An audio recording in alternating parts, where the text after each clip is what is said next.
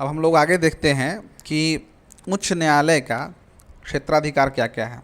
तो सबसे पहले प्रारंभिक क्षेत्राधिकार की बात करें तो प्रत्येक उच्च न्यायालय को नौकाधिकरण, इच्छा पत्र, तलाक, विवाह, कंपनी कानून न्यायालय की अवमानना तथा कुछ राजस्व संबंधी प्रकरणों नागरिकों के मौलिक अधिकार के क्रियान्वयन अनुच्छेद 226 के लिए आवश्यक निर्देश, विशेषकर बंदी प्रत्यक्षीकरण, परमादेश, निषेध, उत्प्रेषण तथा अधिकार परीक्षा के लेख जारी करने का अधिकार प्राप्त है। तो आप याद रखेंगे कि जो रिट जारी करने का जो उच्च न्यायालय को अधिकार है वह प्रारंभिक क्षेत्राधिकार के अंतर्गत है।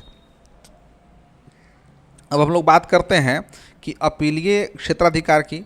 तो फौजदारी मामलों में अगर सत्र न्यायाधीश ने मृत्युदंड दिया हो तो उच्च न्यायालय में उसके विरुद्ध अपील हो सकती है।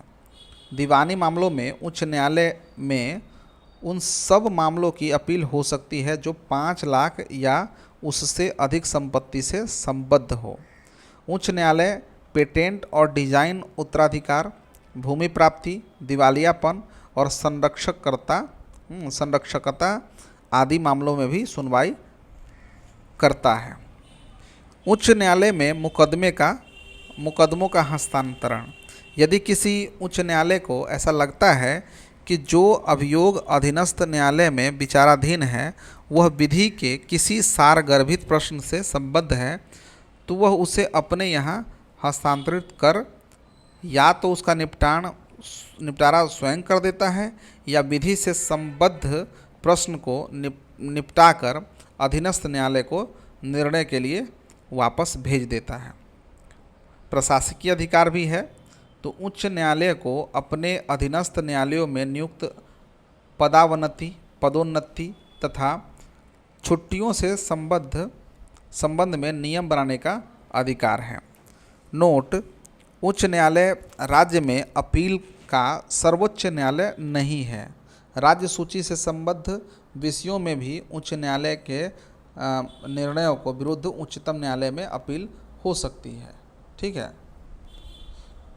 लोक अदालत देखें। लोक अदालत कानूनी विवादों के मैत्रीपूर्ण समझौते के लिए वैधानिक मंच है।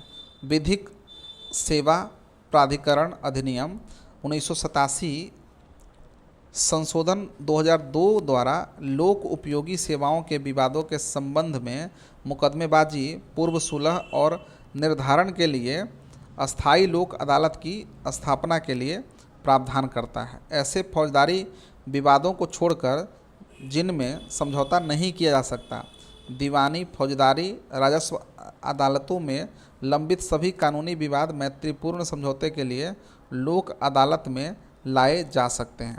कानूनी विवादों को लोक अदालत मुकदमा दायर होने से पहले भी अपने यहाँ स्वीकार कर सकती है। लोक अदालत के निर्णय अन्य किसी दीवानी न्यायालय के समान ही दोनों पक्षों पर लागू होते हैं। यह निर्णय अंतिम होते हैं। लोक अदालतों द्वारा दिए गए निर्णयों के विरुद्ध अपील नहीं की जा सकती है। देश के लगभग सभी जिलों में अस्थायी तथा सतत लोक अदालतें स्थापित की गई है। लोक अदालत 5 लाख तक के दावे पर विचार कर सकती है। दिल्ली में पहली लोक अदालत अक्टूबर 1985 को बैठी थी तथा इनमें एक दिन में दुर्घटना के शिकार लोगों के मुआवजे संबंधी 150 मामले निपटाए गए थे। ठीक है, ये है। अब हम लोग आगे बढ़ते हैं। उपभोक्ता को संरक्षण देने के लिए है कि भारत सरकार ने उपभोक्ताओं के हित के संरक्षण के लिए उपभोक्ता संरक्षण अधिनियम 1986 पारित किया। उपभोक्ता समस्याओं के निपटारे के लिए जिला स्तर पर जिला फोरम, राज्य स्तर पर राज्य उपभोक्ता विवाद निवारण आयोग तथा राष्ट्रीय स्तर पर राष्ट्रीय उपभोक्ता विवाद निवारण आयोग का गठन किया गया है। ठीक है, आप फिर से देखें कि उपभोक्ता समस्याओं को निपटने के लिए जिला स्तर पर, राज्य स्तर पर और राष्ट्रीय स्तर पर बनाए गए हैं आयोग। तो जिला स्तर पर जिला फोरम है, राज्य स्तर पर राज्य उपभोक्ता विवाद निवारण आयोग है और राष्ट्रीय उपभोक्ता विवाद निवारण आयोग है। देखिए, राज्य उपभोक्ता और राष्ट्रीय उपभोक्ता, इसे समझ लें इस प्रकार से। जिला फोरम 20 लाख तक के मामलों की जिला फोरम 20 लाख तक के मामलों की, राज्य उपभोक्ता विवाद निवारण आयोग 20 लाख से लेकर 1 करोड़ तक के मामलों की, एवं राष्ट्रीय उपभोक्ता विवाद निवारण आयोग 1 करोड़ से अधिक कीमत वाले मामलों की सुनवाई करता है। अब है कैट, CAT, केंद्रीय प्रशासनिक अधिकरण। ये क्या है देखें तो संविधान के अनुच्छेद 323A के प्रावधानों से केंद्रीय प्रशासनिक अधिकरण, यानी कि केंद्रीय प्रशासनिक अधिकरण का मतलब है CAT का गठन 1985 में प्रशासनिक अधिकरण अधिनियम 1985 के तहत किया गया। उस समय भारत के प्रधानमंत्री राजीव गांधी थे। कैट का अध्यक्ष उच्च न्यायालय के वर्तमान अथवा सेवानिवृत्त न्यायाधीश होता है। अध्यक्ष के अलावा इनमें 16 उपाध्यक्ष होते हैं और 49 सदस्य होते हैं। ये सदस्य न्यायिक एवं प्रशासनिक दोनों क्षेत्रों से लिए जाते हैं। मुख्य न्यायमूर्ति HL दत्तू ने सामाजिक न्यायपीठ नाम से विशेष न्यायपीठ का गठन करने का आदेश दिया था। ये है ऑडी ऑल्टरम पोर्टेम। ऑडी ऑल्टरम पोर्टेम यह लैटिन कहावत है।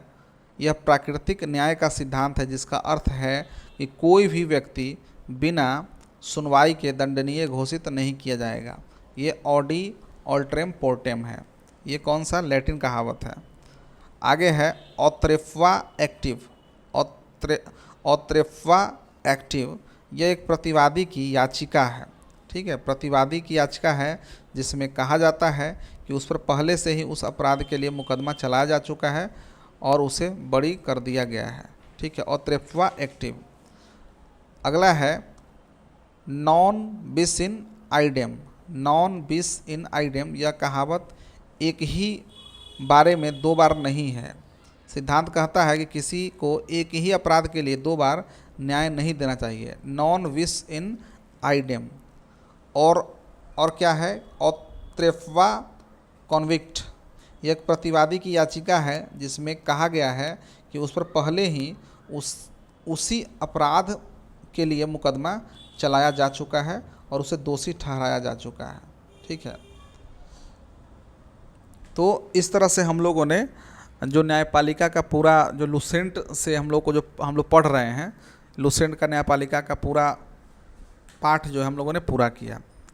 अब फिर हम लोग कल पढ़ेंगे राज्य कार्यपालिका के बारे में और 2 दिनों में हम लोग राज्य कार्यपालिका को पूरा पढ़ लेंगे। तो बने रहिए मेरे साथ, तब तक के लिए धन्यवाद।